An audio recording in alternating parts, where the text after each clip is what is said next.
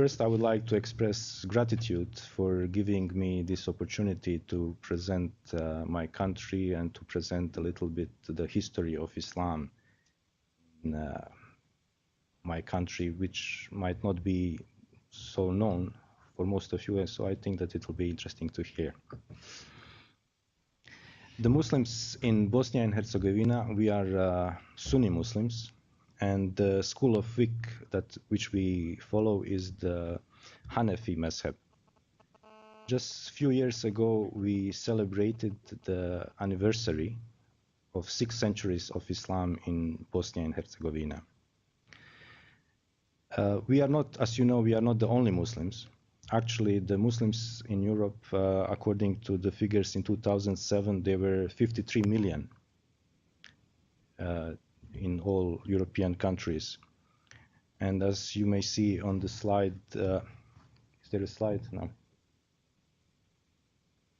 It's not visible. The number of Muslims in Germany is 4.3 million.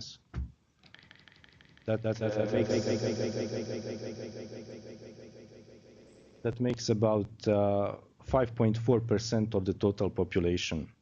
In France, there are 5.5 million, and it is about 9% of the total population, while in the United Kingdom, the number of Muslims is 2.4 million, or 4%. So the number of Muslims in Bosnia and Herzegovina, which is 2 million, is relatively small, but what makes it unique is that unlike the Muslims in these Western European countries, which came as immigrants to these countries in the last 50 years, for example, in Germany, the Muslims came from Turkey.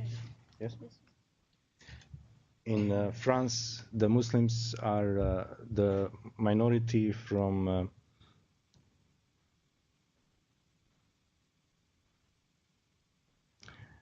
They come from the former French colonies in North Africa, like Tunisia, Morocco, some other countries. In the United Kingdom, the Muslims are from India, from Pakistan, from Bangladesh. But in Bosnia, we are the indigenous European people who have lived there for thousands of years, and our ancestors 6 centuries ago accepted Islam, and we have been Muslims ever since then.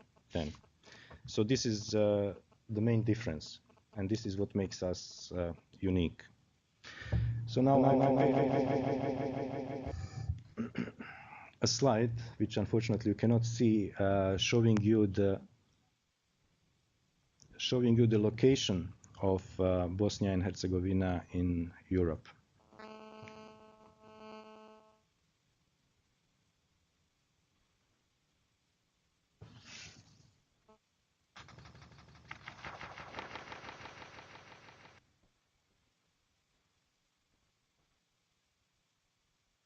Okay, so as you can see, as Professor Lydia has mentioned, the population of Bosnia and Herzegovina is about 4.3 million, which compared to Indonesia is like a drop in an ocean, 4 million compared to 240 million. But in European standards, we are not considered a small country. Actually, we are considered a mid-sized country. So I will compare it to Netherlands. And the total area of Bosnia and Herzegovina, as you can see, is 51,000 square kilometers. And the total area of Netherlands is about 40,000 square kilometers. So Bosnia and Herzegovina is about 20% bigger than Netherlands. Population-wise, we are 4 times smaller. The population of Netherlands is 16 million, and we are 4 point something. On the map, the red dot over there, which you can see, is Bosnia and Herzegovina. And it is interesting to note that on the western side, we are bordered by Croatia. They are our immediate neighbors. But if you go a little bit further, there is Austria, Switzerland, Italy, Germany, France, Spain, Portugal. And as you can notice, all of these countries belong to the Western European civilization. They are the followers of Catholicism, of the Western Church.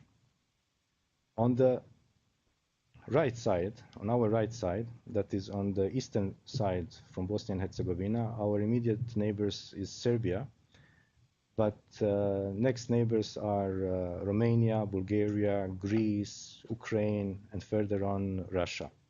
So you can see that on our other side, these are all European countries which belong to the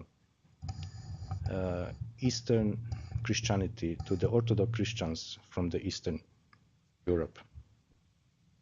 So we are there in between of these two big civilizations. We are a sort of bridge between two civilizations. And as our colleague mentioned, we are a multicultural society, and this is something that we are very proud of.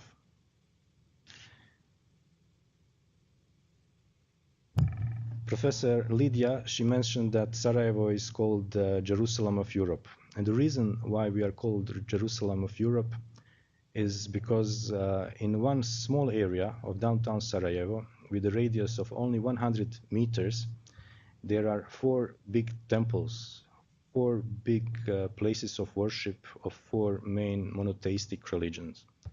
The one you can see here is the big Jewish temple, the synagogue. This here is the Catholic cathedral. This is the Orthodox Christians cathedral. And this is Grand Mosque of Sarajevo. So these 4 places of worship are situated within 100 meters from each other. And this is the only city in the world where you can find something like this, except from Jerusalem. So that's why they call it European Jerusalem, and we are very proud of that. And as you can see on this picture, it has a specific charm, and this is why people like it very much. However, this charm, this multi-ethnic coexistence, we enjoyed it throughout this 6th century of Islam. But unfortunately, not because of our mistake, but because of some influences of big powers, world powers, sometimes we also pass through some crisis, some, we wouldn't say coexistence, but the clash between the civilizations. And this crisis happened in the last century. You see, throughout the Ottoman era, which lasted for more than 400 years, and before that we were living peacefully, we coexisted together. But during the last century, there were some periods, short, not all the time, short, when there were big problems, big massacres, and where the Muslims really suffered. So I will try to go briefly, through this different periods. The first period is pre-Ottoman era, that is the medieval Bosnia. Then the Ottoman era, which lasted for more than 4 centuries. And then after that, the last century, which was very turbulent and at some times very difficult. First of all, the medieval Bosnia. During the medieval times, Europe was not religiously tolerant. I can mention an example of the United Kingdom. If a king belongs to one religion, then all of the population, they have to follow. For example, when the famous King Henry VIII, the thing was, the story, there was a movie about that, he couldn't get an heir, his wife couldn't give him a son, so he wanted to divorce her. But since they were Catholics, he was not allowed. So he asked for a permission from the Pope, and the Pope didn't grant him the permission to divorce his wife. So what he did, he just decided, okay, if you don't allow me to divorce, then I will change my religion. I'm no more Catholic, I'm a Protestant. And the next day, whole of the kingdom had to follow. So it was not up to the people, but they had to follow the king. And the king wouldn't tolerate anything else. And the next day they became Protestants, and then they became a very strong Protestant. And now they are fighting wars with the Irish because they are Catholics, you know. But actually they are the same people. But so this, I'm telling about this just to explain a little bit about the situation in Middle Age Europe, which was not tolerant at all.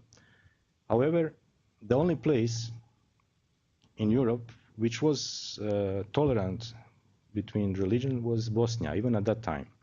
So in Bosnia, in the Middle Age, we had three ethnic groups, three religious groups actually. Catholics, which we have even today, the Orthodox Christians, which we have today, and the third group was an authentic Bosnian church. They were called Bogumils. And the meaning of Bogumils, of the name Bogumil in Bosnia, it means dear to the God. So this is how they call themselves. But they were considered heresy from the Vatican and from the Constantinople, the headquarters of the Orthodox Christianity at that time. So they were also a victim, of, very often a victim of military missions, crusades, because the Vatican and Constantinople, they wanted to destroy them. They considered them as a threat. It was a heresy, and they waged wars against them. However, they were very resilient, and mostly because of the geography of Bosnia and Herzegovina, which you can see, it is mountains. The areas are not very easily to approach. So they were resilient, and they never gave up their religion. However, when Islam came with the Ottoman Empire, an interesting thing happened. You know, the Ottomans didn't force people into the religion, because as Muslims, there is no compulsion into religion. And furthermore, not only that they didn't compel anybody to convert to Islam, but they even financed the construction of churches. And the Christians at that time in the Ottoman Empire, they were very much protected. However, this conversion into Islam, the embrace of Islam, was happening gradually among the Catholics and Orthodox. But the Bogumils, they converted to Islam immediately in a group. So the question, you know, the issue is, why did that happen? What is the reason? Because they were very resilient. They never gave up to all the pressures, to all the crusades. And now all of a sudden, in mass, they converted to Islam. And the Bosnian Muslims now, we come from these Bogumils. Majority of us, they are our ancestors. And the reason why is, if we look into their teachings, as you can see in the slide, some of their teachings was that they opposed Trinity. They didn't consider Isa alayhi salam to be divine. They considered him to be one just like all other prophets. They didn't, the cross, the symbol of Christianity, they didn't recognize it. Actually, they considered it as idolatry. They didn't have any statues, no drawings of saints. They also practiced 5-time prayer, and they had a fast. So it seems that when the Muslims came, Islam, what they saw was very, very similar to their religion, and they simply accepted it, you know, and they all converted they embraced Islam. So now in Bosnia we still have the Catholics, we still have the Orthodox Christians, but there is no trace of Bogumils. Overnight they disappeared. Actually they became Muslims.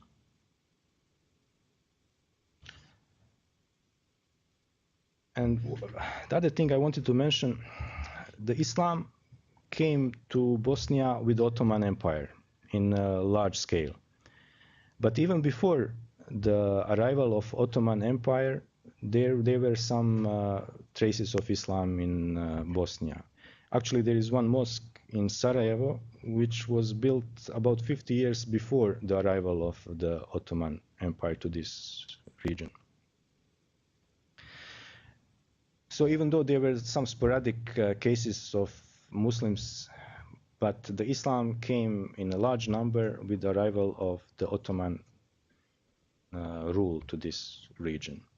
And they stayed there for 4 centuries, a little bit more than 4 centuries. And this period we consider it as a golden period for Islam. This is when Islam was really established and it became a dominant religion in our country. It became the biggest religious group.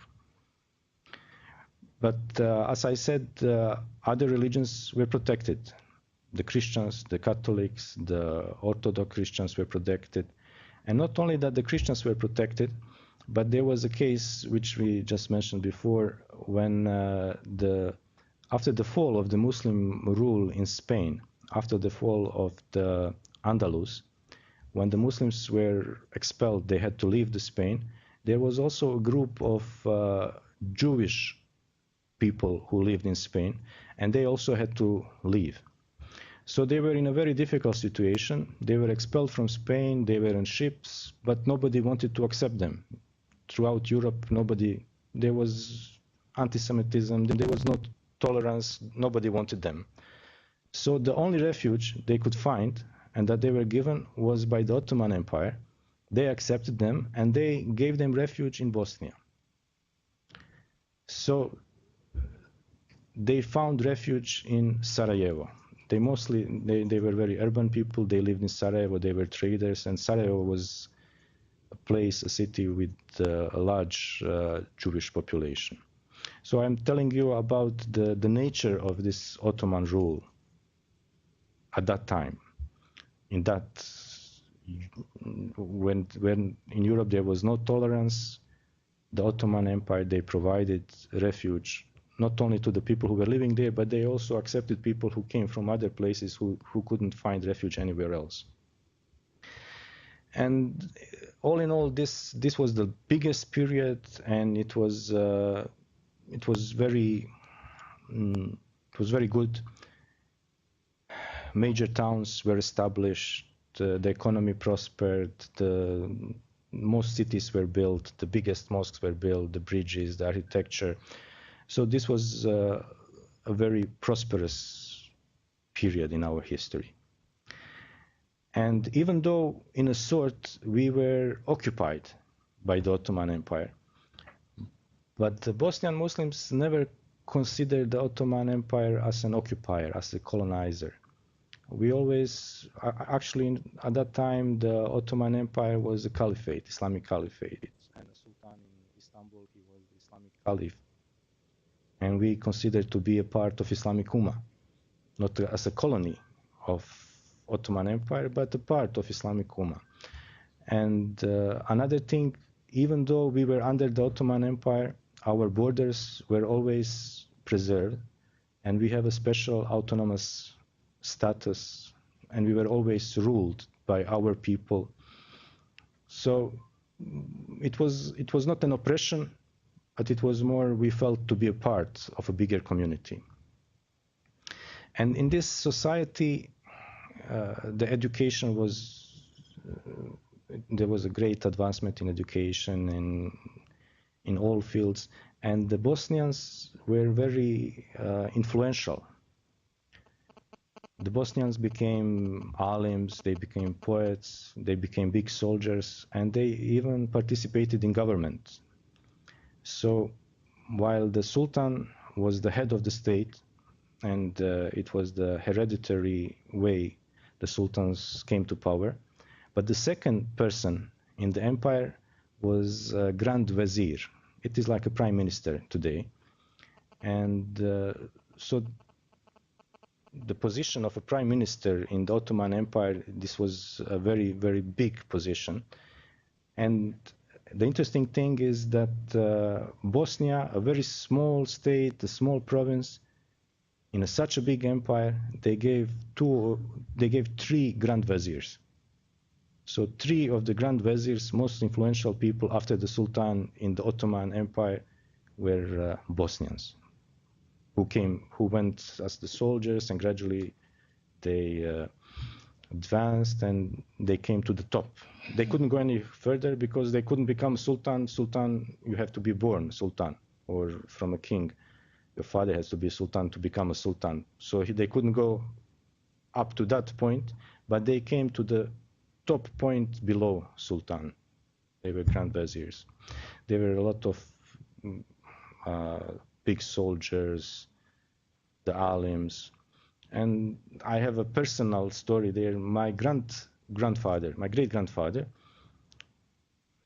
when he was leaving, this was still the era of Ottoman Empire. He went to study in Istanbul, the capital, and then he became an alim, and he was sent to Medina, in a famous madrasa in Medina, and he was a director of this madrasa. So the Bosnians enjoyed the benefits, and they participated, and they went to very high positions, and all in all, it was a very prosperous period for us. This was a golden era. But as with all empires, they go up, they come to the climax, and then eventually they start declining. And when the Ottoman Empire in the 19th century, it gradually started to decline, but in 1878, they finally withdrew from Bosnia. And when that happened, it is interesting that today the number of Muslims in Bosnia and Herzegovina is about 2 million. But more than 2 million left Bosnia.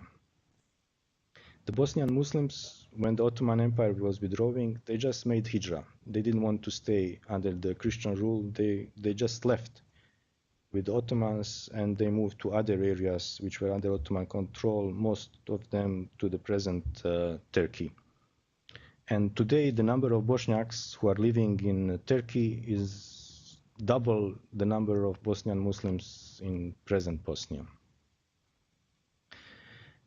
So after the withdrawal of the Ottoman Empire, the political powers in Europe gave this region to be governed, to be administered by the Austro-Hungarian era. And this was a new situation for Bosnian Muslims. After 4 centuries of living in an Islamic state, this was the first time that they had to adjust and to live in a non-Islamic state, actually in a Christian state. However, this era, however, we resisted it. We made hijrah, we left, but it was not bad.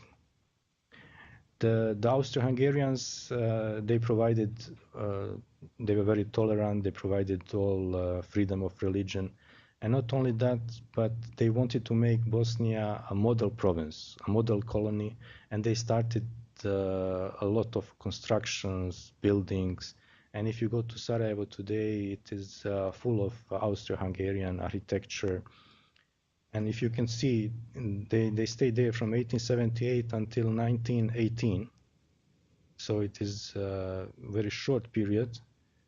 However, during this short period, a lot of progress, material progress, can be seen in Sarajevo and in other cities in Bosnia and Herzegovina. However, what I mentioned before, our position, geographical position on the frontier between this big civilization, once again became unfortunate fate for us.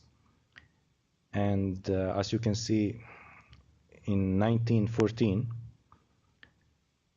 there was an assassination of the Hungarian crown prince in Sarajevo. The crown prince, this was the eldest son of the ruler, of the king of the Austro-Hungarian Empire. He was on an official visit to Sarajevo, and a group of young people from Serbia came and they assassinated him. You can see there are some photographs from this event in 1914. And I don't know if you have heard about this assassination, but this is very, very famous, especially in Europe. This is a notorious event which triggered the First World War. Yes, it is Franz Ferdinand. Yes, that is the name of the crown prince who was killed, and the name of the killer is Princip. He's a young Serbian. He was less than 18 years old. So when he was captured, there was a trial, but since he didn't have 18 years yet, they couldn't execute him, so he was convicted of long year, I don't know, prison, maybe lifetime prison or something like that. However, this event triggered the First World War. And the First World War, as you know from history, this was a very, very tragic conflict with millions of victims throughout Europe. Fortunately, not so much in Sarajevo. We were not affected, even though it was started in Sarajevo, but we were not affected so much. But Europe really bled because of that. And after the end of the war, the winners were the other side, not the Austro-Hungarian Empire. They lost. So after the war, the administration of Bosnia again changed. So it is the next era in history of Muslims in Bosnia and Herzegovina. So after the end of the First World War, the Kingdom of Yugoslavia was formed. This was an idea, actually this is the first Yugoslavia. It was a kingdom, and it was ruled by it consisted of Serbs, Croats, Slovenes, Bosniaks, but it was ruled by the Serbian king. And since they were on the winner's side in the First World War, they were the most influential, and they misused this. In order to erase the Bosnia, they drew new internal borders, totally erasing Bosnia, totally erasing the name of Bosnia, totally erasing the name of the Bosnian Muslims. They didn't allow them to, the Bosnian Muslims all of a sudden were not allowed to call themselves Muslims. So this was a period, now we are entering a very difficult period of persecution.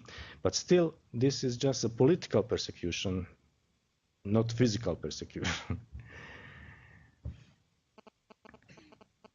In 1941, this political persecution evolved into a physical persecution. And when we look at this new period, the previous period was very good. At least we were not being killed, at least we were not massacred. The Second World War, immediately at the beginning of the Second World War, this Yugoslavia, which also included Bosnia, was occupied by the Nazi Germany at that time. And the Nazi Germany, they divided the country in some areas of influence, and they installed some puppet governors. And these puppet regimes, instead of fighting the occupation, what they did, they started promoting some of their interests, individual interests, fighting for the territory, trying to expand their regions. And this period, these 4 years, this was a bloody period in the whole of the world, not just in Europe, not just in Bosnia. But in Bosnia, it was very, very, it was full of massacres, ethnic cleansing. And in this phase, we are not talking about the freedom of religion. We were talking about the bare struggle for physical survival, how to survive. And the number of killed Muslims of our 2 million, I think about 10% were killed. Most of them were expelled. And this was really one of the worst period in our history. A mere struggle for survival, for physical survival, not religious, but to stay alive. At the end of the World War II, there was a new rule, a socialist rule, a communist. First of all, I would like to explain that when the communists came to power in Yugoslavia and in Bosnia, it was not a choice of the people. It was not a democratic election. They came to power by the means of arms. They were victorious, and they expelled the occupiers, and they took the control, and there were no elections. So this was a one-party system. So it was not a choice of the people, but this was something that was imposed. As in all other communist countries, it happened by not the will of the people, but by the force. However, after these massacres in the Second World War, this socialist communist Yugoslavia it had some positive aspects also. Primarily, it gave physical security to the people. There were no more massacres. Of course, they persecuted the intellectuals, the leaders, and anybody they would consider a political threat was imprisoned, sometimes even executed. But the majority of the people, the common people, they started living in a safe environment.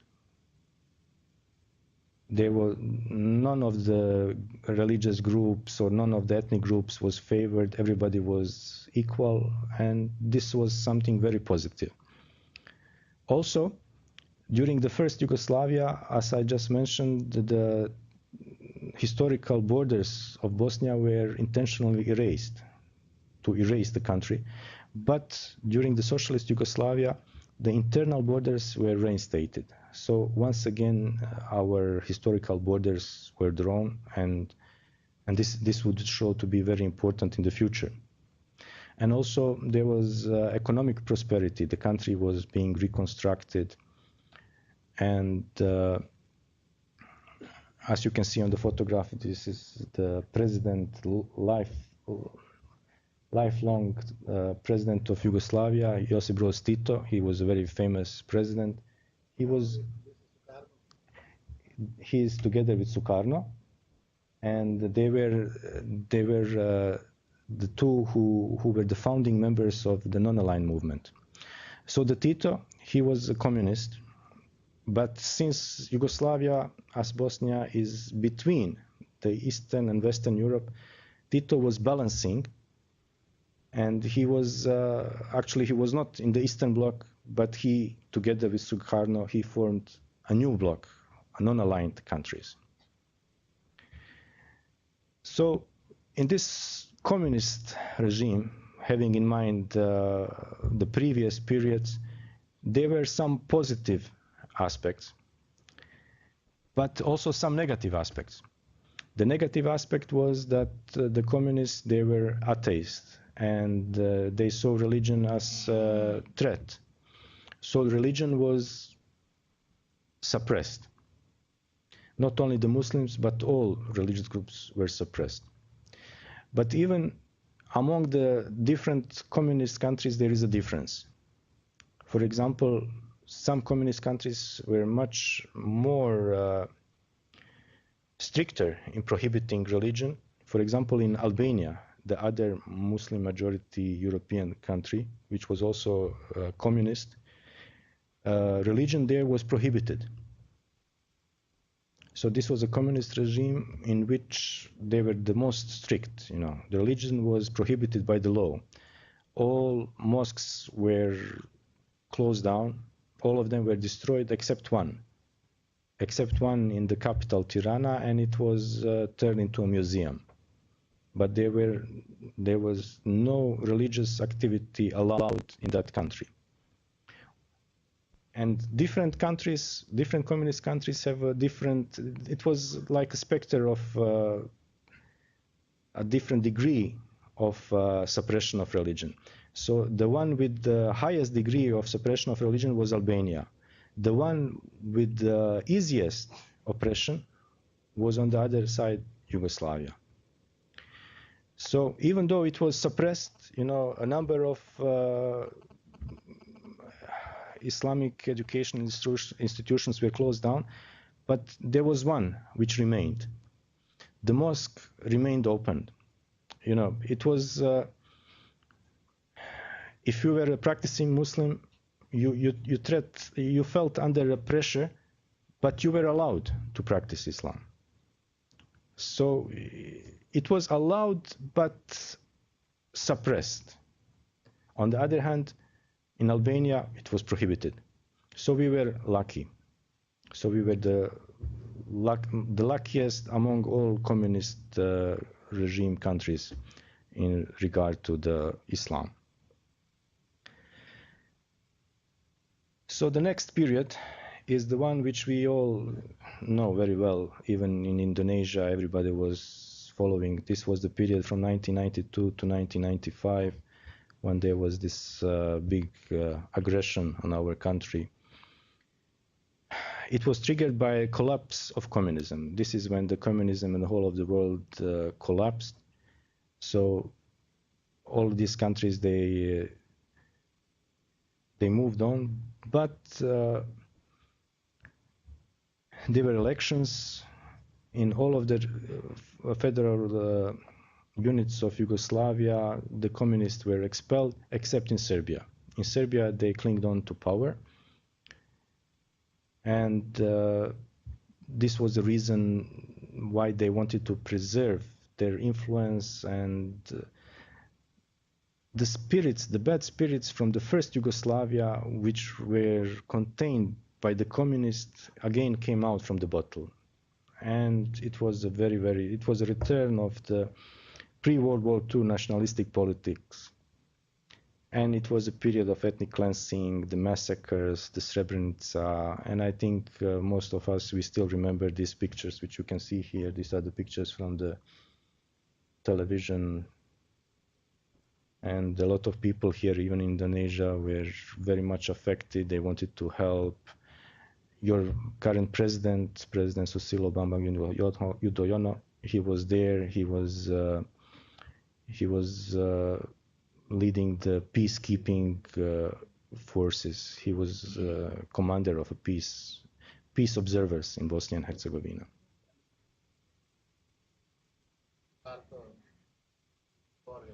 Mm-hmm. He visited there, yes. But the current president, he was serving there. He was working there. He was a commander of a peace observers during the war, or just after the war. So this was a period, again, not just of religious, you know, during the communists, there was suppression of religious freedom. But now, again, we came to a period where it is not just the freedom of religion, but a struggle, a bare struggle for survival, to save the physical lives. And a lot of people were killed. Out of total 1,700 mosques which we had in Bosnia and Herzegovina, 613 were totally destroyed. Many more were damaged, but these were totally, you know, flattened with the ground. For our population of 2 million Muslims, altogether 4 million, there were about 100,000 people killed. 2 million were displaced, were expelled from their homes, from their cities. And this was a bad period, but this is the period which happened recently. So we had a chance to witness this through television and so on. And out of all civilian deaths, 83% were Muslims. This is some data which we have. However, this came after the communist era. The communist era, I repeat again, was safe, but the faith was under attack, you know. The faith was, because it lasted for 50 years. The communist regime lasted for 50 years, and throughout these 50 years, gradually, you know, the new generations were coming without any Islamic education, so the people were, you know, losing Islam. It was fading away. However, this war came as a slap, you know, to wake up the people, and this period was marked by the revival of Islam in our country.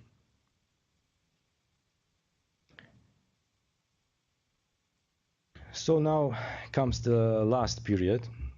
This is the period again which we call the revival of Islam in this region in Europe, in Bosnia and Herzegovina. This is since the end of the war in 1995 until the present.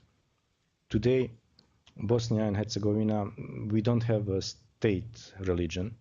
We are officially a secular state, but with full freedom of religion and no religious discrimination. When we talk about revival of religion, so what are the measurements of revival? According to some people, it is, you know, what is visible is the revival of institutions of Islamic learning. So before the communist regime, we had 40 madrasas. These are the high schools, Islamic high schools. When the communists came, they didn't prohibit it, but they closed 39 out of these 40, so they left only one. This one was very important because this provided the continuation, you know, of education of imams, but from 40 it came down to one. So after this war, now these old madrasas, old Islamic schools, some of them are being reopened and some new are being established. So today we have 6 madrasas. The one which was open all the time is the oldest one. It was established in 1537. Last time when we met, I mentioned this one. This is one of the first institutions of higher learning in Europe. I don't know about the Cambridge and Oxford, but this is about as old as those schools. So the tradition of higher education, in this case Islamic, goes very, very long time to the past. And a number of other new institutions of learning are open, the universities, Islamic universities. And what is also important to mention, that the number of the students, the male and female, is the same. And another visible thing about the revival of Islam is that while during the communism Islam was underground, now it is becoming a mainstream again. The streets are again full with young women, girls who are wearing hijabs. The mosques are full again with young people, not the old as it was before, but now the young people are going to mosques. And all in all the mosques which were destroyed in the war were rebuilt. And not only that, the ones which were destroyed, that they are rebuilt, but also a number of new mosques which didn't exist before were built. And these were built by some of countries, Islamic countries. So now we have a Saudi mosque, very big one. There is Kuwaiti mosque, Jordanian mosque, but there is also this mosque. It is called Al Istiqlal Mosque. This was built by the Indonesian people as a present, and its official name is Al Istiqlal Mosque, like the one in Jakarta, but everybody calls it Indonesian Mosque. It is, they say, it is the biggest in Southeast Europe right now, and it has a very big parking space, so it is used as a place for Sharia weddings. And when there was a big catastrophe, tsunami in Aceh, the Bosnian people, they also collected money, and from this money, a mosque was built in Aceh.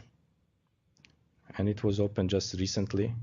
And if you can see, there is a sign there, it is Bosnian Mosque. So it is a much smaller one than the one the Indonesians built, but there is a Bosnian mosque also in Indonesia. Yeah. And this is, I think, a symbol of cooperation and friendship between our two people.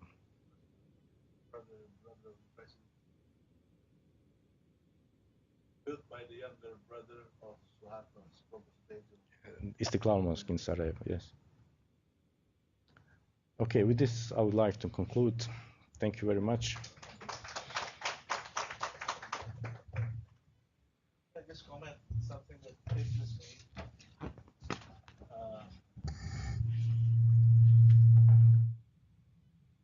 You mentioned, I know this because of my study. Very interesting. Because we used to think that Christianity is always Trinity. But you were talking about where when they found before Islam came, Christians or following Unitarian Church, Yes. believing in one God, and this is something that is missing in most of the history of the world now, because people think that Trinitarian Church is the original one, which is not true. The true church is actually the first one that was founded by Jesus, was actually the same like the teaching of the Prophet Muhammad. They pray, they fast, they don't worship idolatry. They have only one God. There's no God other but God. This is something that has to be known actually to the world, because a lot of people in the world are actually in the dark about these things. They always think that Trinitarian Church is the church. This is the lie of the big church in Europe.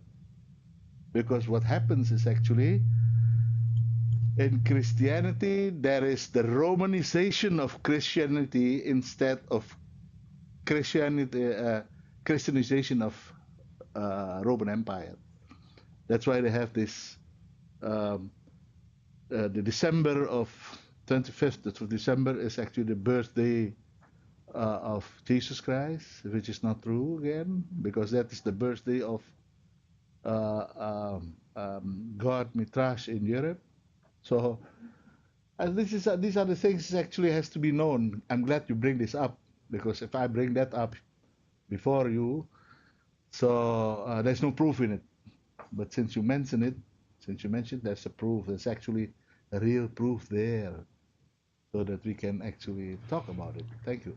Unfortunately, the history was written in certain circles in Vatican. So not much about this Bosnian church. They considered the Bosnian church to be a heresy. And the historical books which we can find now are in the libraries of Vatican, and they were written by the people who persecuted these Unitarian Christians. Yeah.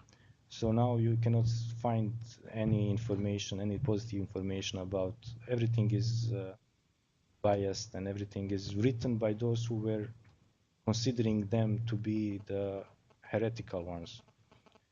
So it's very difficult to come to learn about this history. Well, there's a possibility of learning it, especially in that area there. I know a part of Iran was also part of the birthplace of a Unitarian Church. I forgot the name, the area of that place. Long before even the Roman Church was built.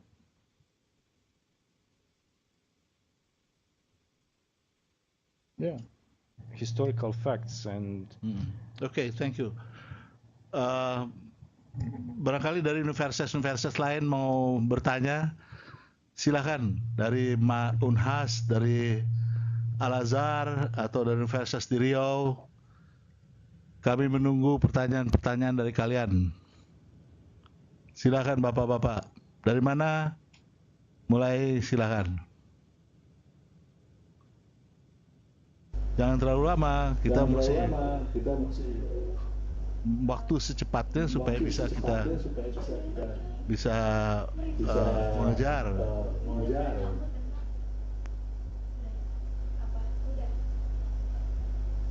Silakan dalam bahasa Indonesia juga nggak apa-apa.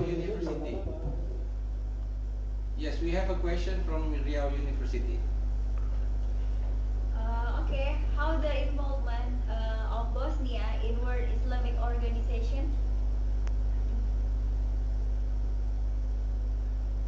Gimana? Ulangnya aja dalam bahasa Indonesia, biar saya yang terjemahkan dalam bahasa Inggris ya.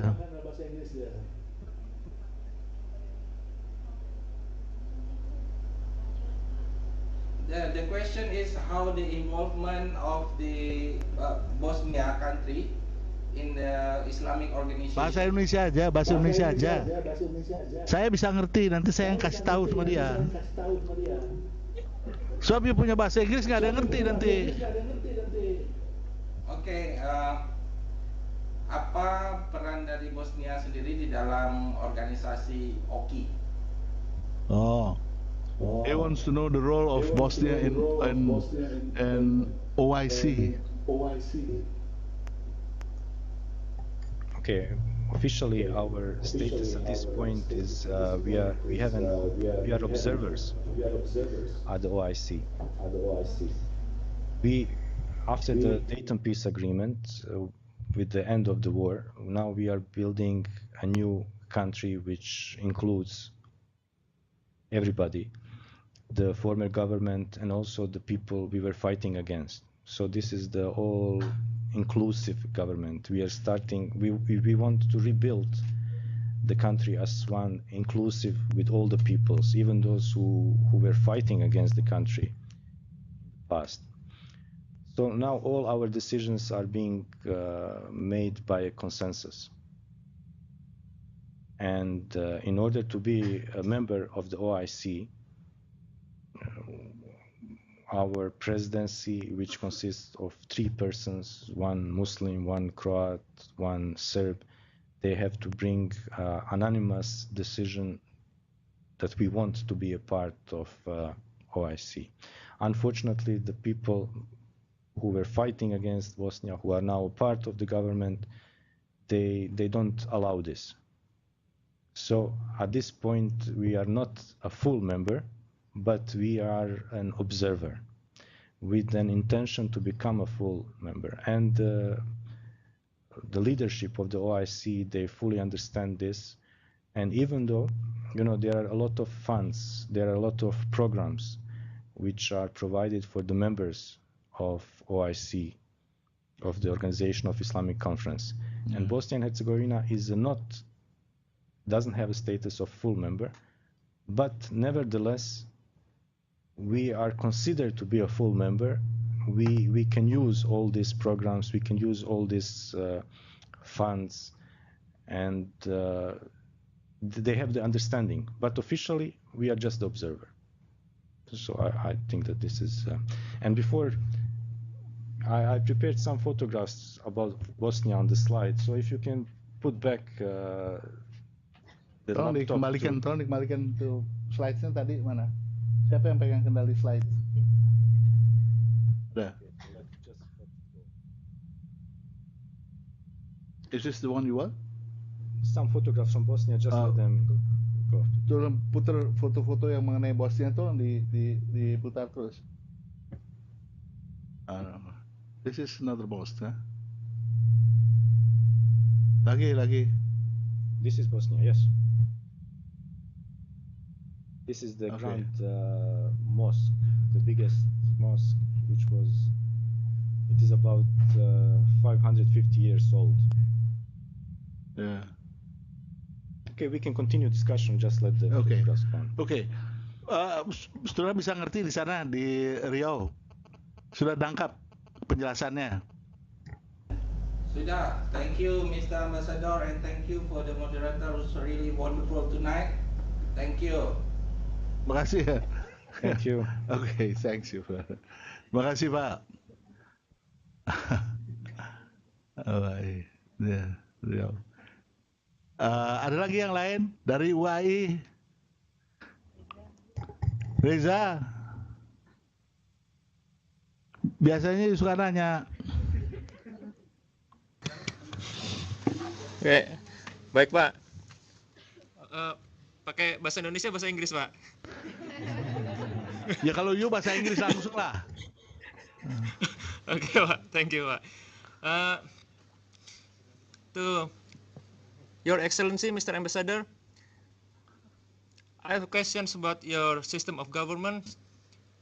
You said before that you have 3 presidency consists of from 3 different religious groups.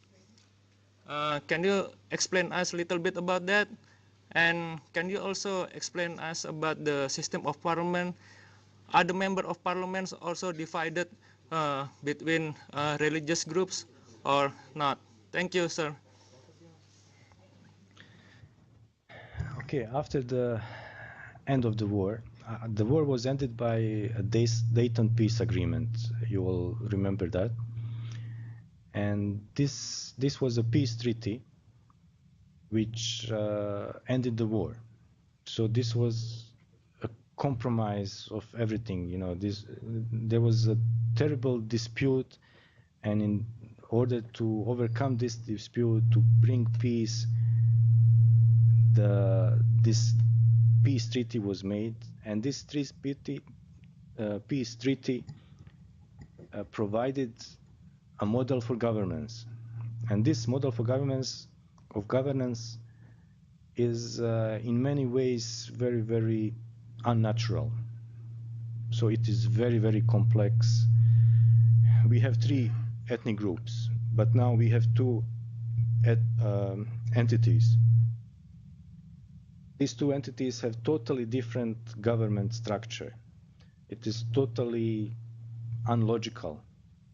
It has so many governing bodies, so many governments at so many levels. So this is something which was accepted in order to end the war, with an intention that gradually we will overcome all these problems, we will change. And now we will change this, but in a peaceful environment. And that is what we are trying to do now. This is going very, very difficult, very, very slow. And the governance which we have now is extremely complicated. We have 3 members of presidency. We have one entity has 1 government, the other entities has 10 governments, 1 big and 1. It's very, very complicated. No need to explain to you. It's just. Now, what is the term that they use there? I know there is a triumvirate in the Roman Empire that they used it as a term for 3 rotating presidency. The Roman term. Triumvirate in the Roman Empire. Yeah. But this is intended to be temporary. Oh. And now we are in the process of constitutional reforms, and the result of this constitutional support will be a change. There will be only 1 president. We still have 3 peoples, 3 ethnic groups, but it will be divided, you know. The president will come from 1 ethnic group. If a president is, for example, Bosniak, then the prime minister, he will have to be from another group. and the head of the parliament will have to be from the third group. So this is something we are working on, but at this point, it is difficult even for me to understand, and impossible for me to explain to you so that you can understand. Okay. The structure of government is completely illogical and very, very complex. Bagaimana Riza? Setuju? Jangan ngelamun aja yuk. Setuju Pak, agree. Thank you for your explanation, Your Excellency. Oke, dari Unhas, ada yang mau bicara dari Unhas? Silakan Pak. Dari Unhas. Oh, nggak bisa dengar, dia nggak bisa dengar. Hah? Nggak bisa dengar, Erik. Dari mana maksudnya? Nggak bisa dengar. Oh, Unhas nggak bisa dengar. Lagi budak deh. Oke, dari bapak-bapak ada yang mau komentar? Silakan. Silakan berdiri aja deh. Silakan. Yuk barusan tarik tangan tinggi, silakan. Good evening, Your Excellency. I'm from Europe Study in Magister Faculty of UI. I want to ask several questions. The first one, how do the Bosnian government and the people look at the prospect of being integrated to European Union? What are the opinions from the people of Bosnia about the European Union? And also, how do the European Union look at the Islamic factors of Bosnia to join the European Union? Is it do they look at it as a threat or as a factors that will enrich or what? And the second is Bosnia consisted of a very multi-religious environment, and how do the people there cope with various religions? There are synagogue, there are church and mosque in one place, near to each other. Are there any special recipes, like how we in here cope with different religion? Do the Bosnian people have special strategy or recipes for dealing with multi-religious environment? Thank you very much. First, regarding the membership to European Union, this is one of our first priorities. Prerequisites. We see this as a way into... Our society is very much divided. So an integration into a bigger group is a way for integration within our own small society. So this is our priority, and there is a very, very high degree of consensus among the people that our goal forward is membership of in the European Union. Regarding the Muslims, the Muslim people, and allowing us to become a part of European Union, this is a problem which the Turkey has. But the difference between Turkey and Bosnia is that Bosnia, we are only 2 million of Muslims, while the Turkey, I think, I don't know, about almost 100 million. So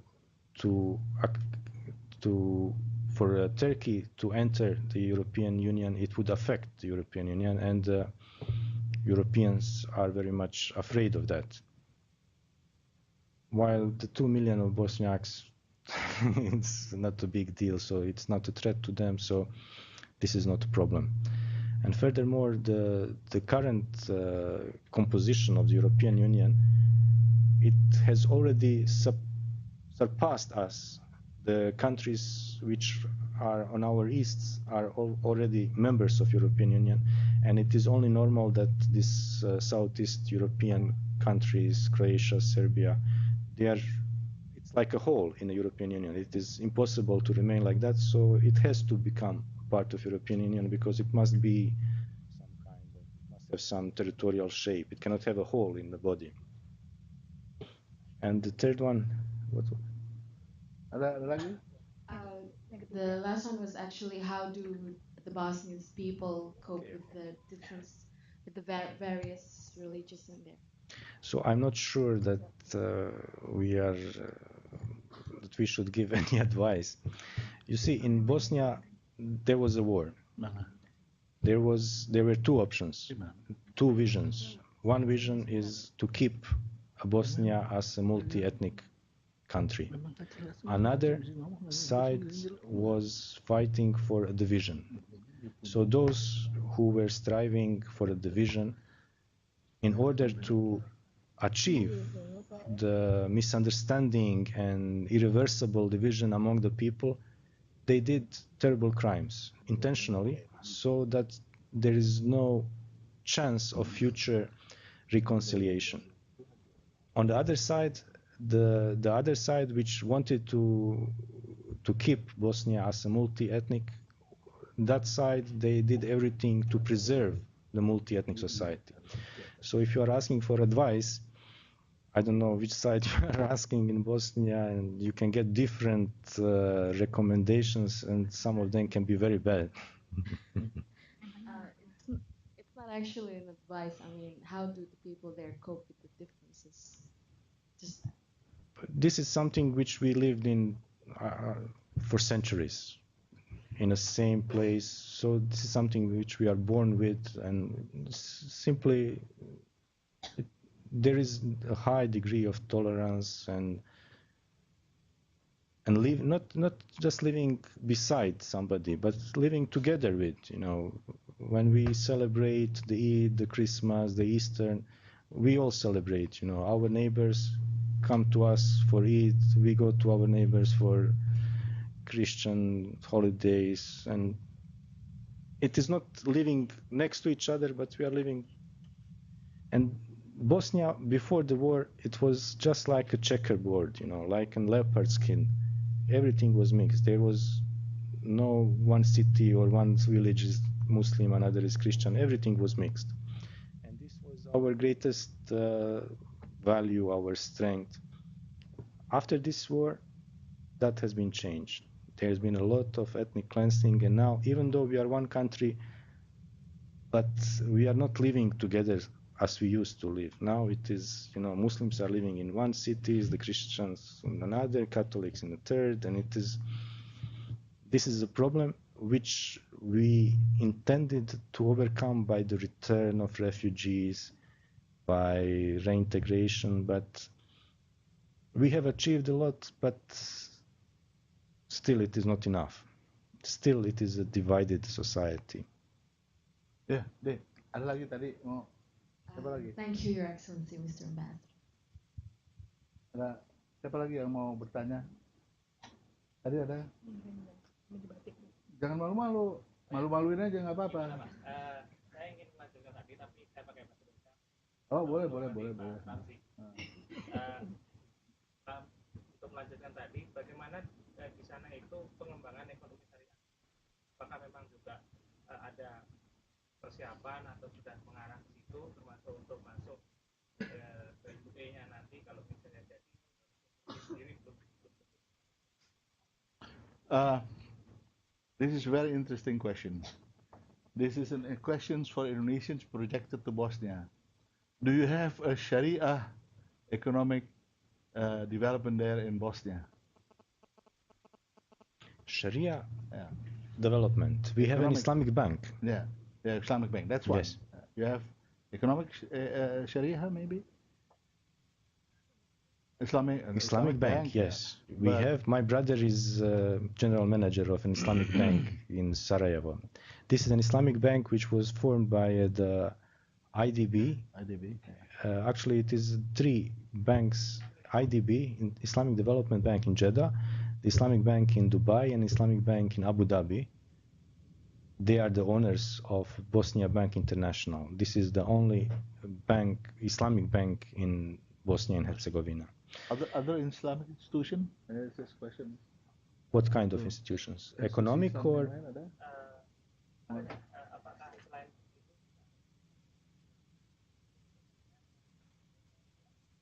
Oh ya. You are talking about banking. Yeah. About the finance and economic, and maybe some other field of interest in Islamic development, Sharia development. Sharia development, economic development. Well, what makes some development Sharia development except not using riba? Oh. Not using riba? Oh, that is one concept. Okay. The whole Sharia concept, economic concept, is very wide. That is his questions. Maybe it's still unpopular. That's why I said he project his questions to a Bosnian situation. Because Can you explain a little bit? I'm not aware. What do you mean by Sharia development? he is saying that his question is actually whether there is a Sharia institution other than just banking. For instance, in economic development system in Sharia, in financing Sharia. Okay. Financing, economic, this is banking. Finance is banking.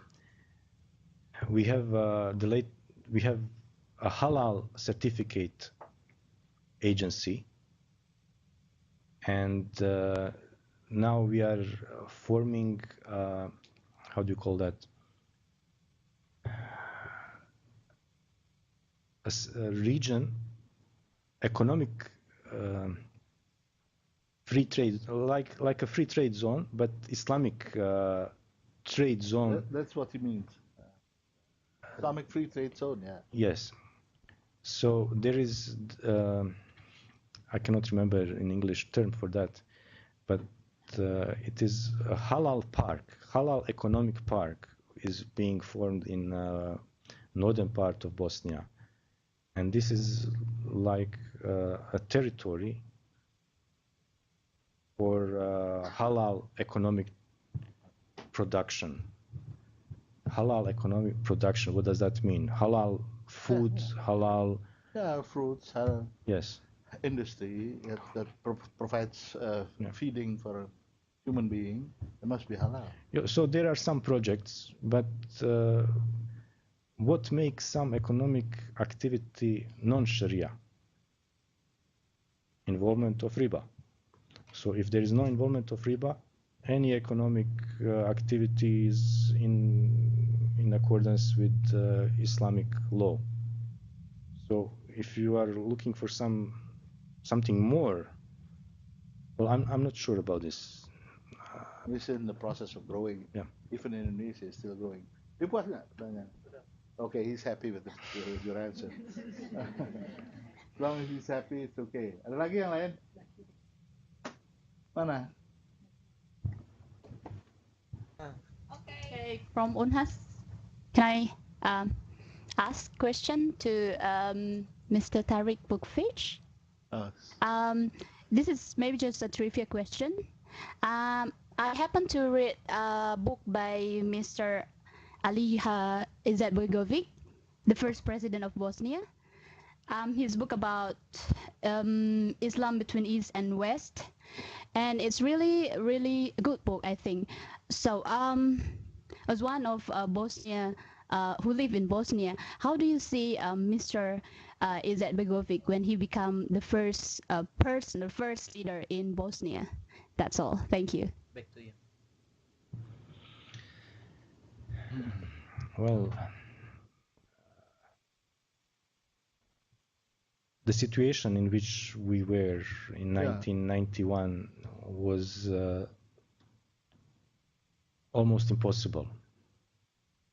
So we were militarily attacked by a much stronger,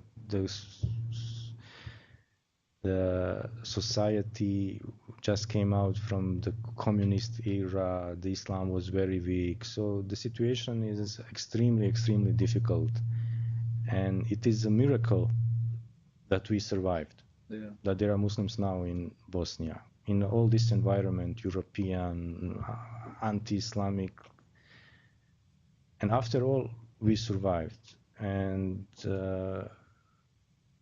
how we succeeded, how we achieved this miracle, I think without our leader at that time, it wouldn't happen, you know. So he is responsible for our survival, I think. So he's. Can we say that he's a good leader at the testing time? We look at him as, we would say, like a savior. So. Ya, bisa tangkap dari Unhas, bisa dapat. Yep, I can catch it. Thank you. Oke, thank you. Dari Riau, barangkali Riau mau tambah lagi, komentar lagi, silakan. Bahasa Inggris boleh, bahasa Indonesia boleh. Kalau jelas, kalau nggak jelas, bahasa Indonesia aja gampang. Bahasa Inggris juga oke. Asal bisa dimengerti. Ya kalau nggak ngerti gimana?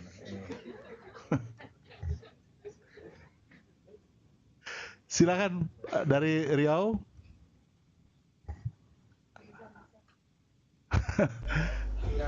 Tidak dari Riau cukup Pak, karena kita nampaknya perlu moderator yang lebih bijaksana gitu.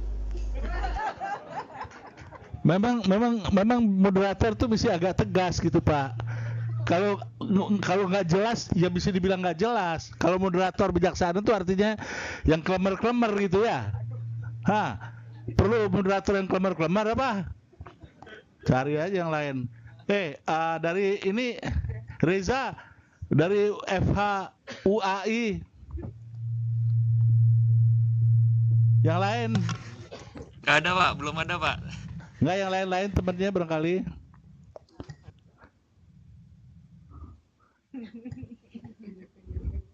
Nggak usah kepaksa.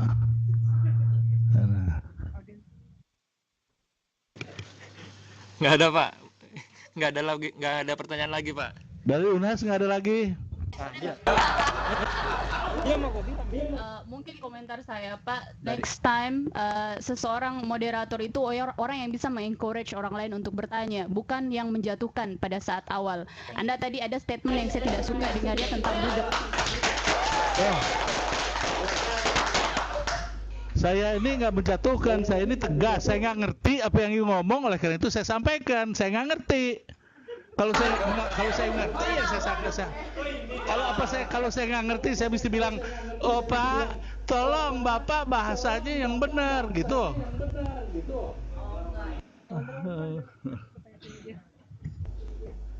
No, I think they don't understand the certification of GTLM, so that's all. Oke, terima kasih. Sudah? Yang lain lagi masih? Di sini aja masih ada nggak di sini?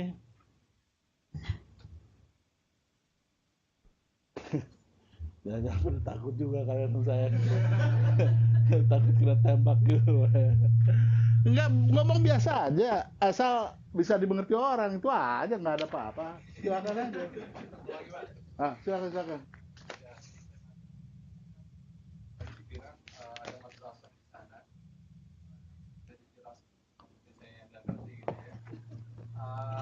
Bagaimana perguruan tinggi Islam di sana? Itu yang pertama. Kemudian yang kedua, perkembangan umat Islam yang pergi ke Mekah atau naik haji itu rata-rata per tahunnya itu seperti apa di sana? Terima kasih. Okay, there are two questions, very important ones. One is, what is the educational situation in Bosnia and Herzegovina at the present time? And the second one is, what is the status of Hajj? How many people are going to Hajj? And what is the situation of this Hajj in Bosnia? Thank you. Begitu ya? Oh, he was asking about higher education, Islamic higher education in Bosnia. Mm-hmm. Okay, when I was mentioning these madrasas, these are the high schools. So there are today in Bosnia and Herzegovina, with a population of 2 million, we have 6 Islamic high schools. And we have one faculty, Islamic faculty, which is a part of University of Sarajevo. We have a number of Islamic pedagogy academies, which are educating the teachers for the Islamic educations in the primary and secondary school. So this is quite enough for our population. And furthermore, we have, just like in Indonesia, we have a number of students who are studying in Islamic countries. I think every year there are about 300 graduates, students who graduate in Saudi Arabia, in Al-Azhar, in Egypt, in Morocco, and in some other countries. So this is regarding the higher education. So we have our own faculty at the University of Sarajevo. We have a number of students who are studying abroad. At the Faculty of Islamic Studies, we have postgraduate programs in Islamic Studies. A number of doctorates are defended every year. So this is, I'm not real expert in this field, but I think that there is a significant number of institutions which are providing education in this field. Okay. The Hajj, you know, like in every country has a quota for Hajj. For Hajjis in Bosnia and Herzegovina, our quota is much smaller than the quota in Indonesia. But every year there is a number of Hajjis from Bosnia and Herzegovina, as much as we can, as much as we are given the right to perform Hajj. The number is always used, you know. So if there was a demand for higher, we couldn't because it is limited. Okay. Gimana? Bisa dimengerti? Apa perlu penjelasan? Gimana tadi? Cukup. Ada lagi yang lain? Banyak ternyata. Silakan. Silakan.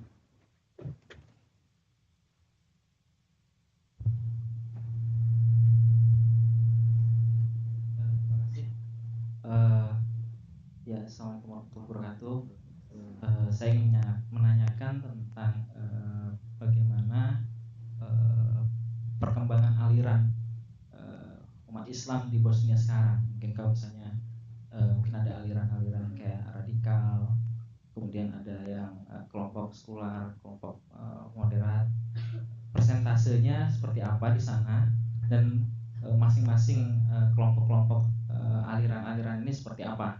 Kalau misalnya tadi disinggung bahwa Bosnia sekarang sebagai negara yang kemudian dia sebenarnya cenderung bebas, mungkin seperti di Indonesia yang kemudian punya berbagai macam aliran kayak gitu. Mungkin Pak. Well, she's saying a lot, but in essence, she's talking about what are the stream of thoughts of the Muslims in Bosnia and Herzegovina, between left and right, or centers, and what type of stream of thoughts are there? In Islamic? Yeah, Islamic stream of thought. Yeah. Okay, in Islamic aspect, the Islamic community, we have an institution which is called Islamic Community, and it consists of a number of muftis and Grand Mufti.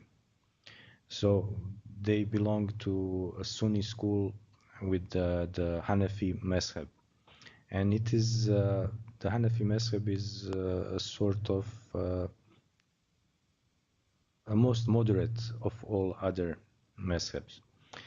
So this is, we don't like to say the Islamic is the Bosnian Islam. There is no such thing as a Bosnian Islam, but there is maybe we could say the way Islam is practiced in Bosnia is a moderate.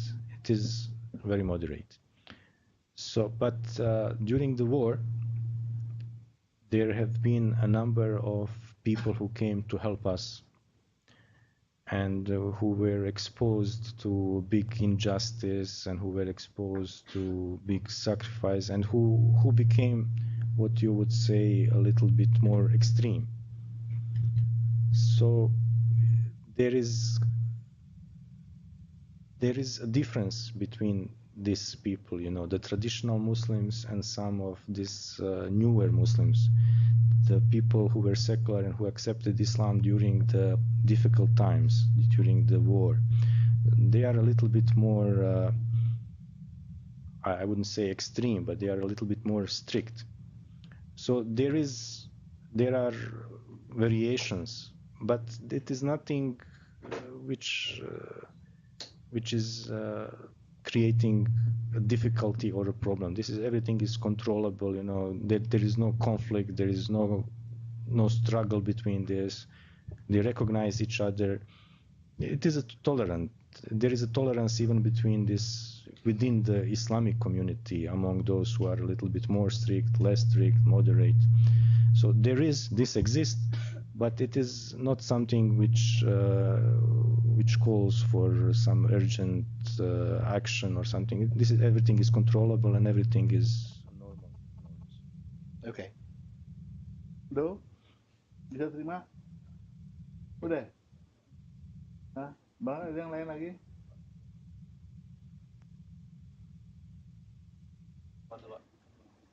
Ini juga perempuan tuh. Yang mana? Dua-duanya aja. Silakan.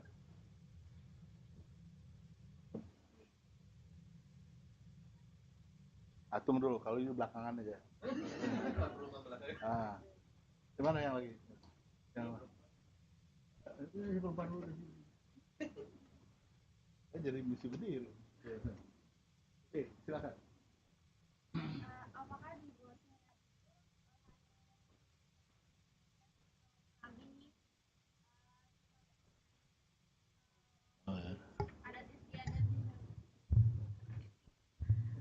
apakah di Bosnia itu hari raya seperti Maulid Nabi itu dibesarkan di sana seperti di Indonesia atau tidak? Okay, he's talking about the Milad of Rasulullah. Is it being commemorated yearly or what happened? Milad, Mevlud. Is this a holiday or? It is not a public holiday, but it is being commemorated by the traditional Muslims, by those we call moderate, by the traditional, the ones which we call the more strict. They are very much against it. So there is a difference in opinion. But the traditional ones are commemorating, and there is a number of commemoration programs, but it is not a public holiday. Gimana? Bisa dimengerti? Bisa? Tadi udah? Terjawab? Puas? Okay.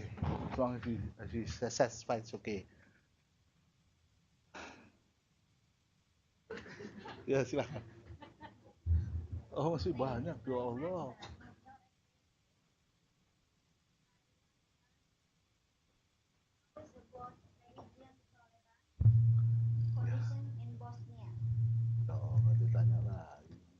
How is about religion tolerance condition in Bosnia? Thank you, Your Excellency.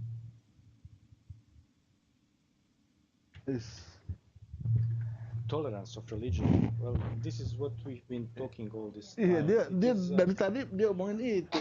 Tanya lagi gimana sih? Saya jadi pimpinan sidang ini kayaknya kasar jadinya saya bilang. Tadi tidur apa bangun? Ngedengerin nggak? Moto-moto sih. No, I said sorry to be told by you. So I just want to make a joke a little bit. I'm sorry. Tolerance. This is something we are very proud of. We are tolerant, and we have been living with this multi-ethnic tolerance for centuries, and we are unique for it. But unfortunately, there have been several instances where this tolerance became a clash. Became a clash, and this clash sometimes was very, very difficult, sometimes very harmful. So in general, we are a tolerant society, but sometimes there is a switch which happens. It is not our fault most of the time. It is the fault, it is just our bad fate that we are geographically situated on a frontier between some big interest, and whenever there is conflict between the bigger powers, we are the victims, and this conflict is put down, on us. Can you get closer to the microphone, please, so it can be heard by... So in general, we are tolerant. There is a religious tolerance. Even in the Middle Ages, where something like that never existed in Europe, we were always tolerant. But in the last century, there have been explosions of conflict, of non-tolerance, which you have seen. So there's a mixed answer, In general, we are extremely tolerant. Sometimes something happens when bad things happen to us. Baik. Okay, back to Universitas Riau, maybe. You still have any questions to ask? You seems to be very busy with the phone, with the handphone. We don't have further question. Thank you. No further questions. Al-Azhar, no more, Riza? No more question, Pak. Thank you. Oke, balik lagi di sini di ruang sidang. Tadi saya lihat banyak banget ini. Saya mesti berdiri. Laki perempuan sering-sering masa perempuan terus. Itu yang di belakang dari tadi saya lihat tangannya udah nggak sabar bener dia. Silakan Pak.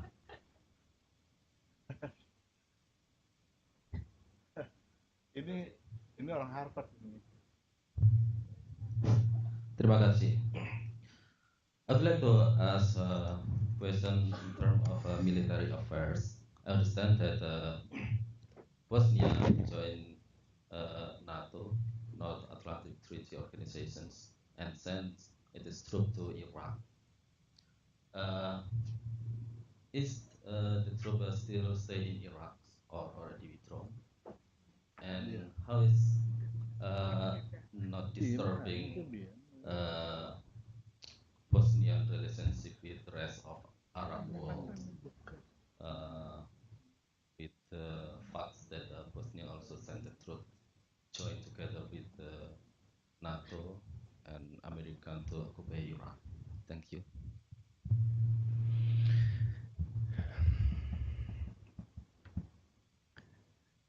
The initial policy was, to gain security within a bigger umbrella of security.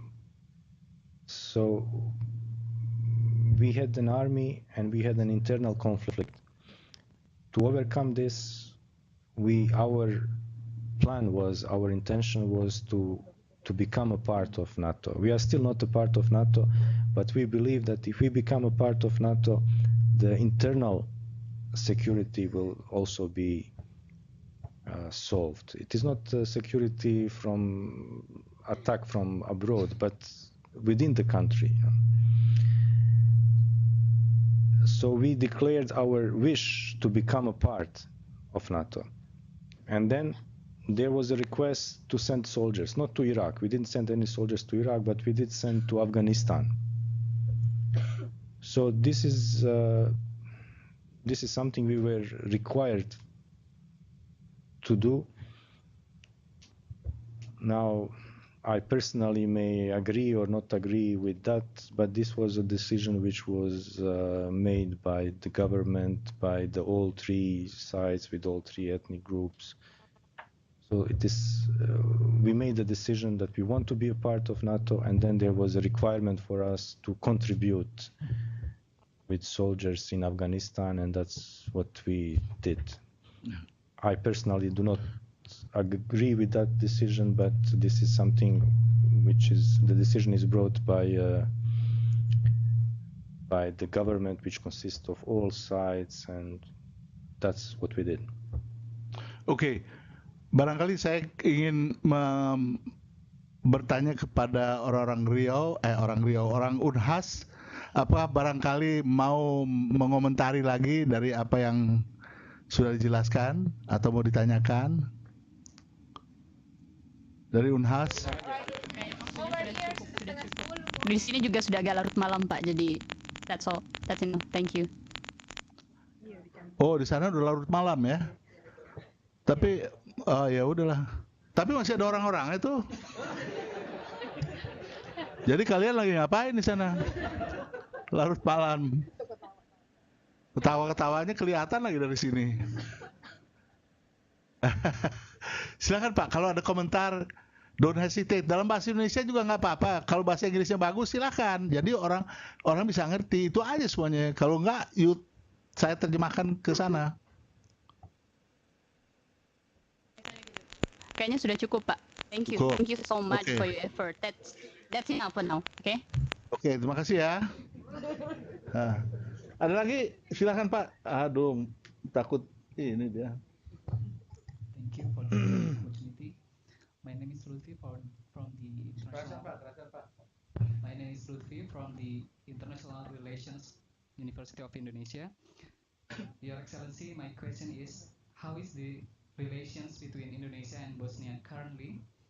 What kind of cooperation that have taken place, or what kind of cooperation that going to conduct between our two countries in the future? Thank you.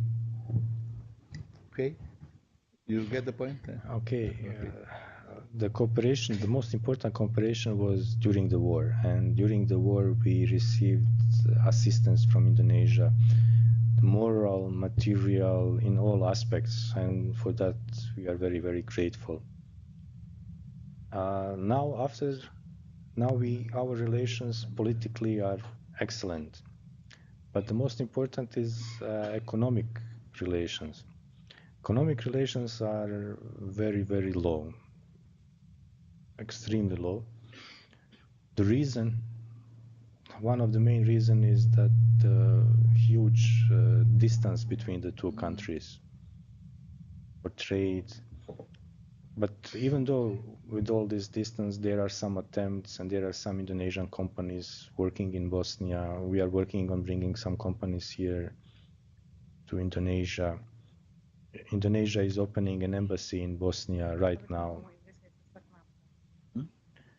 You have already sent some diplomats, and now they are in the process of finding a building.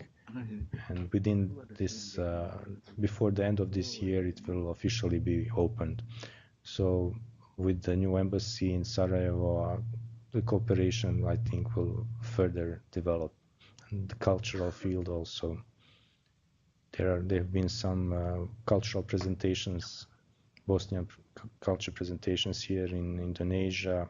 With the opening of your embassy in Sarajevo, I'm sure that there will be the very rich culture from Indonesia will be presented in Sarajevo also.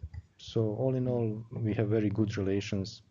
We are like brotherly countries, but we must work on developing economic relations in the future. Okay. I see that your voice is a little bit lower now. I can see the time is actually taking a toll on you.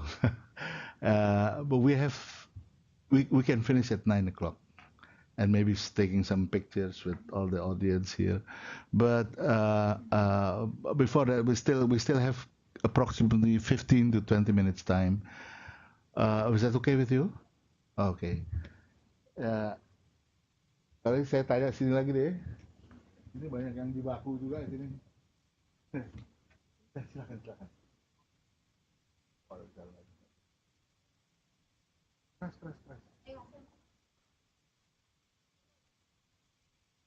Ya, halo. Saya mau bertanya tentang tentang permintaan maaf Parlemen Serbia terhadap pembantaian di Srebrenica tahun 95, karena pada bulan Maret 2010 ini kemarin kalau saya baca Parlemen Serbia itu meminta maaf kepada Bosnia. Terus berkaitan dengan Dayton Peace Agreement itu, kalau tidak salah ada pembentukan Republik Srpska. Bagaimana penjelasan mengenai Republik Srpska itu? Terima kasih. Oh, she's asking about the gimana tadi lupa saya hilang di kepala. Oh, the quest for apology by the Serbs. Is it to the Bosnia Herzegovina or other states? The government in Serbia, this is a new government, a democratic government. We have to differentiate from the government of Milosevic, the government during the war. There have been a lot of positive changes in Croatia and in Bosnia. So now there is a process of reconciliation, and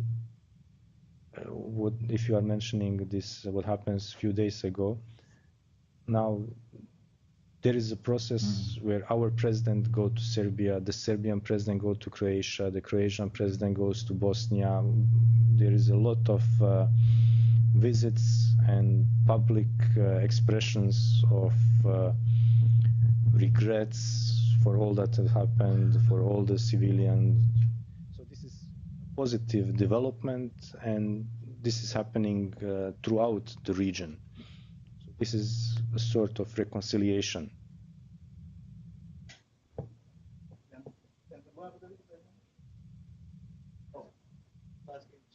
About the Srpska Republic, what is the situation now? Bosnia and Herzegovina, after the war, according to this Dayton Peace Agreement, the Dayton Peace Agreement is an agreement which ended the war. And during the war, there was a fight. One side was fighting for united Bosnia, another side was fighting for the division of Bosnia. Their goal was to divide it, our goal was to keep it together. So the Dayton Peace Agreement is a compromise which kept a country as one, but it consists of two. So it is one, but it is two. So it is one, but it consists of two entities. One of these entities is Republic of Srpska. So the problem is that this Republic of Srpska now is in a big degree ethnically cleansed. Before it was populated by Bosniaks, by Croats. Now the Bosniaks and Croats which have been expelled, they have the right to return, but it is very difficult for them to return. So Republika Srpska now is practically 90% consists only of Serb people. So the question is now about the parliament of Republic of Srpska. It consists of 90% of the members of this parliament consist of the representatives who represent the Serbian people. The policy of the Serbian parliament in the Republic of Serbia, our neighboring country, is much more positive. They are expressing their support for the unity of a country. However, the parliament of Republic of Srpska, this is a part of our country, is a little bit more problematic. Recently, they have been started publicly talking about their will to have a referendum for secession. They don't have a constitutional right to do that, but if they do that, then it could be a reason for a renewed conflict. It could result in a war again. So this is something which is a threat on our back. So this is a problem, and which we are trying to sort now. We are asking for support of international community to help us overcome this.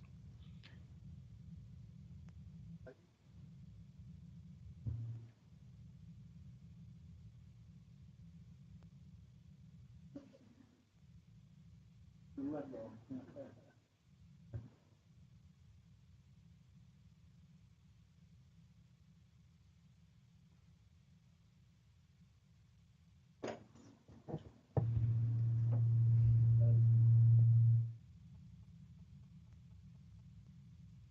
Excellency, I have a question about Indonesia's presidency. How do you think about the opportunity about the Christian presidency in Indonesia? Is it possible someday in an Indonesian Christian will be a president? Thank you. President of Bosnia or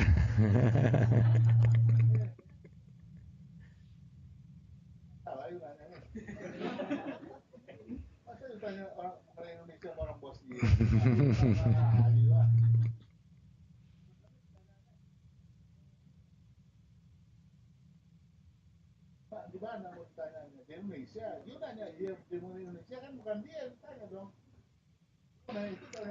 I don't know about Indonesia, but he can be a president of Bosnia. He needs to get Bosnian citizenship. Thank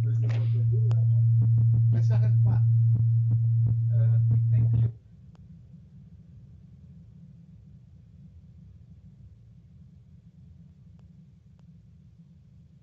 What is the current situation? Is there any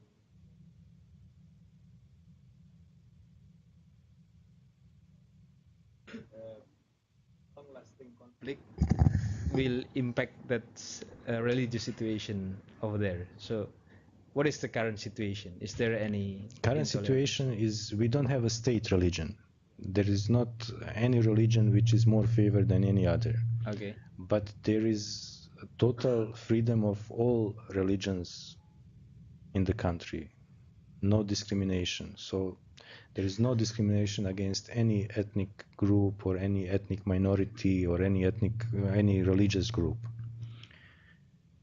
Okay, so far there is no religious violation or maybe intolerant cases related to the freedom for embracing a certain religion, for example. In Indonesia, there are many, because Wahid Institute reported 100 religious intolerant and religious violation, and most of them done by, in quote, religious group, let's say fundamentalists or something like that. So I think we are fortunate. We don't have this problem, but we also don't have any excesses. There are, for example, maybe are talking here about the Ahmadiyya groups. yeah. In Bosnia, we don't have them. So we are lucky. We don't have a problem in order to have any kind of oppression against them. If there was a group such as that, maybe there would be a problem, but we are lucky we don't have it right now. No problems. And in general, even if there were such groups, I think we are quite tolerant. There are no cases of any kind of oppression of that sort. I mean, there can always be some individuals. I cannot say it cannot happen. It wouldn't happen never. Yeah. But so far, we didn't have any excesses. The second question. Oh, okay. Siapa lagi? Saya kesian tuh yang kecil dari tadi tangannya tapi yang ada ini kelihatannya.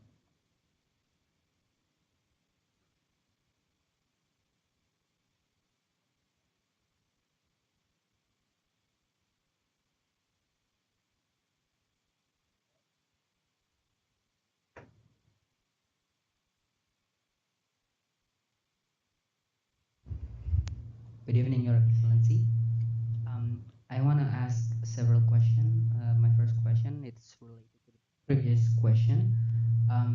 I see that you have several religious groups in your government, and how can you make sure that a certain religion didn't get institutionalized. The next question is, how do you think and how do you cope with extremists and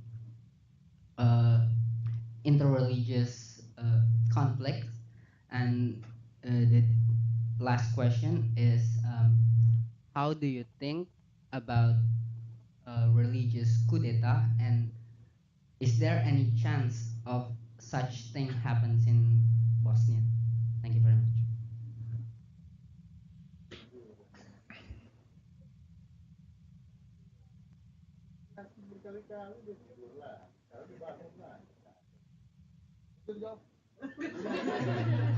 Sorry?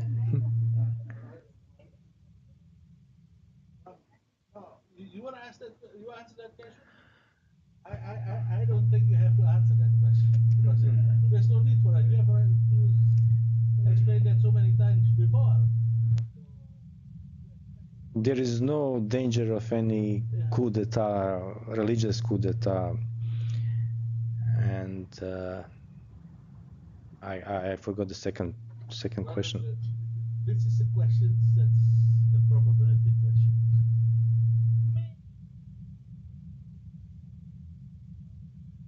But it's very difficult that it would happen. Yeah. So in that sense, then you have already said that before so many times that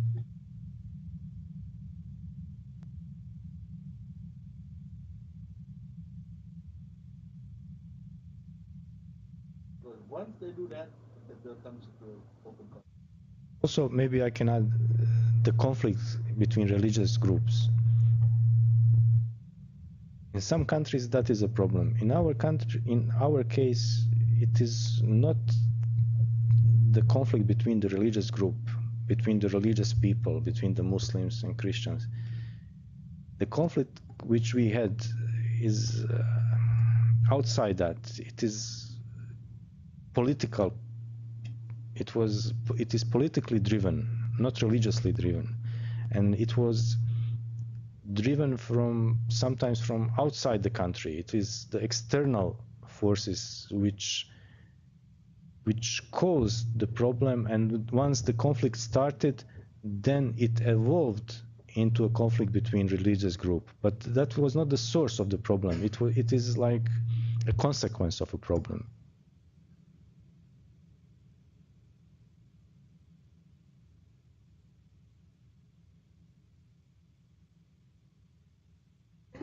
I have a simple question for you. What about is there any Muslim scholar who is famous in, Bosnian Muslim scholar who is famous in the world, like Hasan al-Banna, Syed Qutb, and from Indonesia it's Nasir. Is there any in Bosnia? Oh, yeah. Oh, there. Yeah, Thank you. contemporary, we could say our first president, Alija Izetbegović, was one of very strong thinkers. But the Bosnians, the famous Bosnian alims, are from the past. During the Ottoman Empire, we were the strongest, and there was a number of them. Not maybe famous in Indonesia, maybe you don't know their names, but we had a very strong tradition of Islamic scholars, and not only in Islamic studies, but during this period we had very famous poets, very famous writers who wrote in Turkish, in Persian, in Arabic, in Bosnian. But I don't think that any of those names are well known here in Indonesia and that you have ever heard of them, yeah. Except maybe for Alija Izetbegović.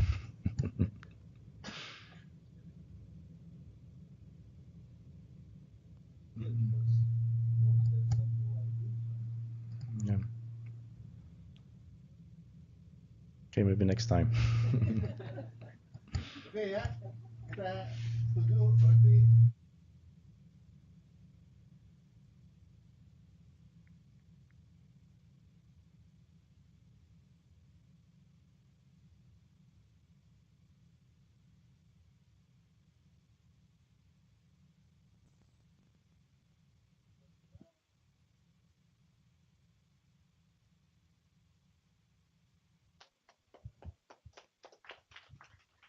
In the end of this lecture series, once again we would like to express our gratefulness to have the opportunity to gain our knowledge regarding the Muslim community in Bosnia and Herzegovina that was presented by Mr.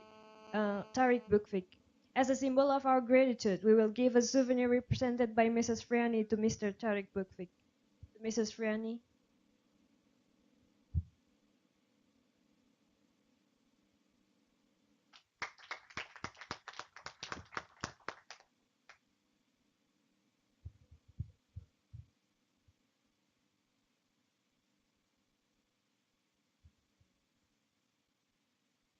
You are welcoming to join at the podium to have a picture with Mr. Ambassador here.